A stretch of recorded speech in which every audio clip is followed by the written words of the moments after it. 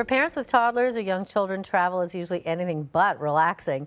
If a March break flight is in your near future, our travel expert Loren Christie is here with family travel tips to take the stress out of the situation.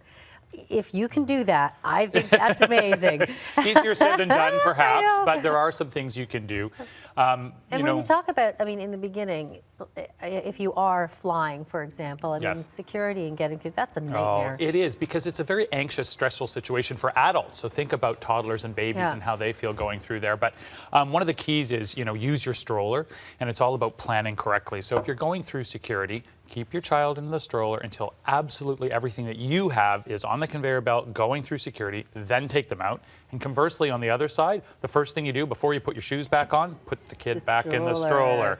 And a lot of people, I think, oh, the stroller's too cumbersome, I'm not going to even bring it through that whole thing. Bring it, because a lot of airlines will let you take it right to the door of the airplane where you can check it with a luggage tag. And, rather than carrying your child in a sling or in a backpack, like with all your other stuff, you make use of the stroller. Just make sure the stroller doesn't become an extra bag full of all sorts of other stuff, and then that's its own issue. The other thing with security that's helpful too, a lot of the larger airports will have family lineups. So they have extra staff, they have extra space, and they have people that are like you going through with young kids. Because I think a lot of the anxiety for parents comes around, am I inconveniencing these other travelers?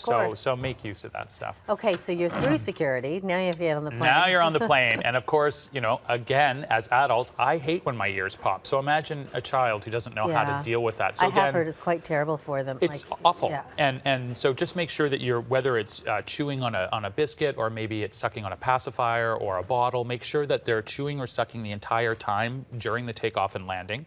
The other thing for a parent that's easier to do, I mean, you see these poor parents struggling to grab all these things out of the overhead and make their way to the tiny little airplane bathroom to do a change. It's awful. So, make sure before you go, it's all about pre-planning. Take a big Ziploc bag, put in a diaper, put in a changing mat, put in, whatever wipes you need, and do individual change bags so that when it's time to go to that washroom and do a change, you just grab the one bag, it's all set, pre-done. You're not rifling through everything. You're not rifling through. I mean, that's the worst part about traveling. I get upset trying to find my book or my earphones. So, just be planned and timed out that way. Okay, so book and earphones. What about entertainment for well, entertainment, I think, if you want to bring toys, make sure that you're not toys with small pieces, because you know what's going to happen there. One's going to go missing, and that's going to be a drama. Make sure it's not something that you need to interact so much with. Headphones, as you're talking about, bring your own individual earbuds, because the airline ones they give you tend to be not good for small ears. So if you want your child to watch something on a DVD or something, make sure you bring earphones. And I like the apps that they have out there for toddlers now. A couple of my friends were telling me there's one that they use. It's one's called Bubbles, and all it is just bubbles floating on the screen. You just tap it and it pops. But you can keep your child endlessly entertained with some of these fun apps. So if you don't want to cram a whole toy box into your carry-on bag, think about some of these apps. Just make sure that the volume on some of these things isn't so again, because it goes back to that interaction with the others. So. Best advice, final advice?